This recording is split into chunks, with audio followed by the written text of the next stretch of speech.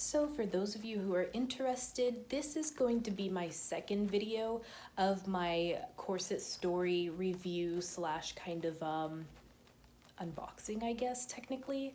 And so if you'd like to see the first part, I will be posting a direct link to that video. That is going to go more in depth as to my purchase, the prices, as well as the very first 18th century design stays that I purchased there. These are going to be of a different period, which you'll also see that I explain in the first video.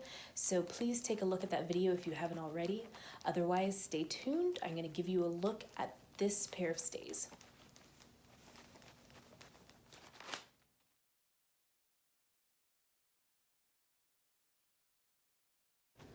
Whew, I am shiny.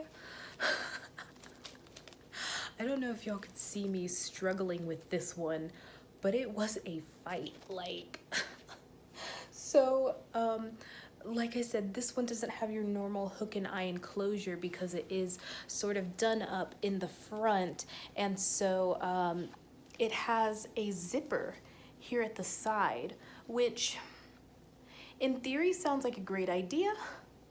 However, this was hell to get on. I don't know if my clips did it justice, but this was incredibly difficult to get on, mostly because it was a zipper with a very restrictive fabric sort of design. And so getting it level, putting in, I don't know the technical terms, putting in that little part and zipping it up was such a struggle. And then I don't know if you can see it in the clip that I have, the zipper actually kind of almost quit on me, but it worked out. And so honestly, because of the zipper, this one feels way more comfortable than the other one, if I'm being completely honest. With the other one, it felt more restrictive. I don't know if that has to do specifically with the time periods, if those stays were maybe more restrictive than these, which are, I believe, a different time period, as I mentioned before, or if it's just strictly because of the zipper. And I honestly think it is because of the zipper. We don't have that hook and eye enclosure that is pressing more against me here, and it didn't cause a struggle in the front. However, like I said, the zipper might be a little problematic, especially if you are not very flexible. I'm glistening, like it's gross, but I got it on. It's way more comfortable. I won't say way more, that's too much. I'm so sorry, that was dramatic. I won't say it's way more comfortable, but I am sitting a little better. The back has the exact same issue as the other, where it just seems too tall. Although I don't know. I think this is just gonna take some adjusting on my part. I did not hand string the back.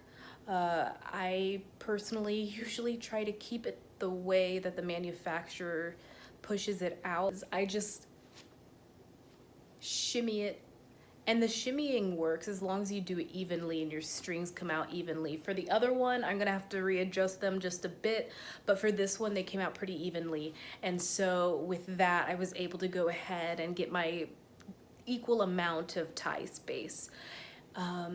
This one is, it's definitely different. It feels different. As you can see, I believe this line here is a major difference as well. The shoulders don't feel quite as awkward as the other one. However, I do still sort of wish they would sit up here, but they're not as awkward as the other ones. As you can see, I had to untie. Another thing about the zipper, you would think untying this would help. It maybe made a slight difference, but honestly, it was the same amount of struggle.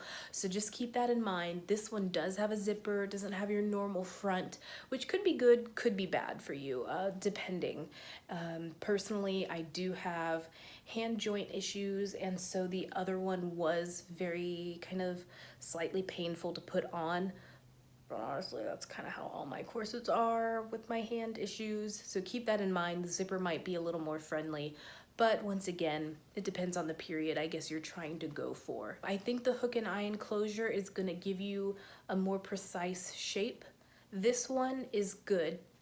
I just think that one with that look there, that buxom look we get in our period films, that one definitely seemed a little more accurate, whereas this one's maybe a little more lax. But like I said, that might have to do with the time periods. I'm gonna take another look through and just kind of take a look at that information. But I wanted to give you another look of this one. And you know, who knows, depending on if they do that sale again and depending on my budget, I may just go ahead and participate in that sale again and buy as many period specific outfits that I can. As far as the stays, don't want to get too stay crazy, but you never know. So anyway, this is the other part of that review and kind of demo.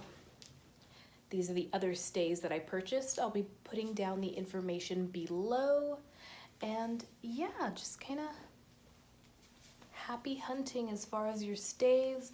A bulk of the information you're gonna find in the first video. I'm trying not to make these videos too long, and so this is gonna be considered the second video.